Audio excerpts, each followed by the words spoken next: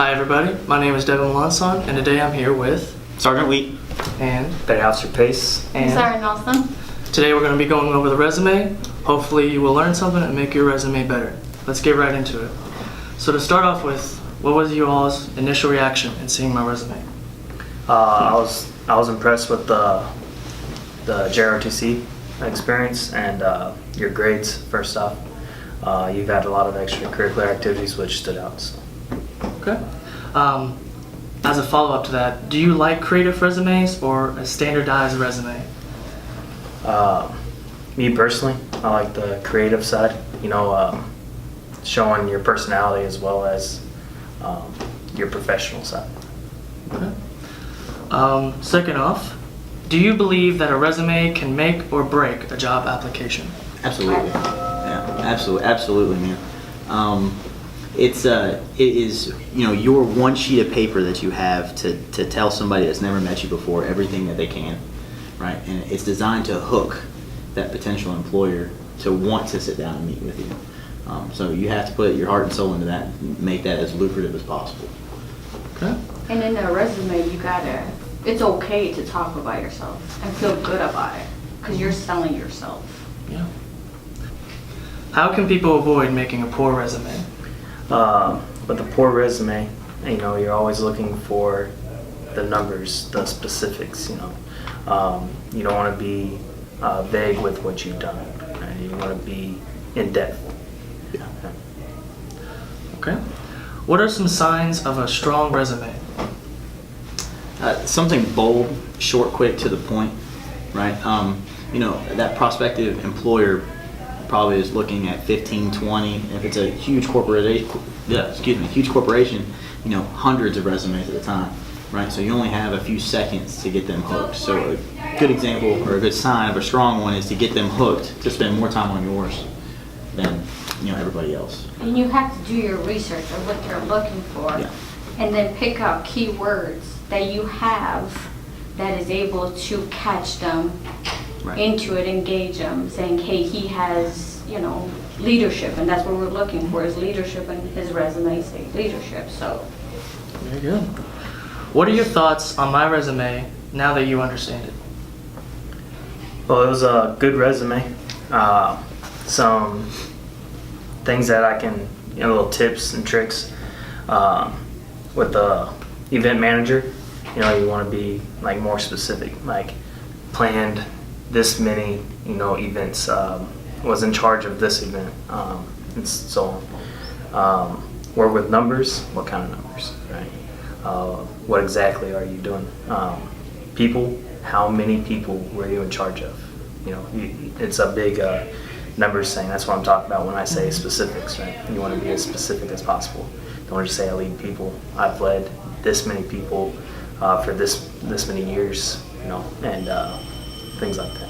All right, overall, it was an awesome resume. Thank you.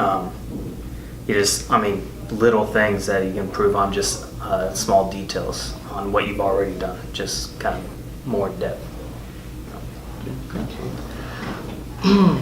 How does a resume fit into the hiring process? So for the Army side, and it's going to be very similar for kind of everywhere. As far as the military goes, resumes aren't necessarily important for the initial hiring process, but when you start getting to the point of where I want to do officer candidate school and become an officer, or I want to fly helicopters, or I want to fly jets, or anything like that, that's when resumes can become important because, like I said earlier, man, you have that 5 to 10 seconds to grab, and they only have so many seats, they only have so much training, and you want to be in that class. So that's where your resume can come out and definitely help. Good answer. Do you think it is more vital in resumes to have potential skills for that job or legitimate experience? I think it's a healthy mix of both.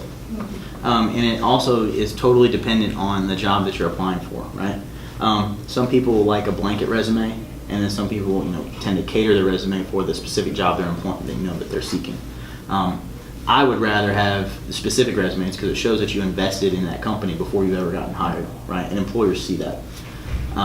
So as far as we just went off on a tangent. I'm sorry. So as far as all that stuff goes, man, it's definitely a healthy mix, and get as many eyes on your resume as you can before you submit it, because everybody's going to have critiques and tell you to go left this way, go right this way, and do like stay right in the middle of where everybody's at, and you'll be fine.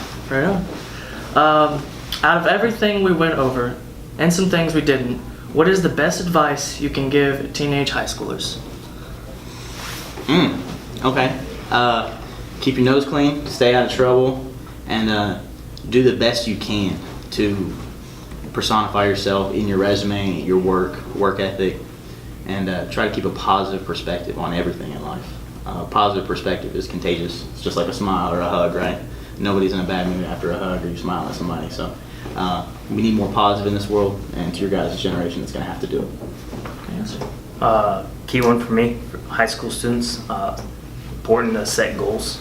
Right? Set them early and follow up on your goals often. Right? Hold yourself accountable to meet those goals in a timely manner. Right? Because that's something to strive for. When you set a goal, that's something that you can shoot for. It's something with clear guidelines for you to go. And so that'd be best advice for me. Good answer.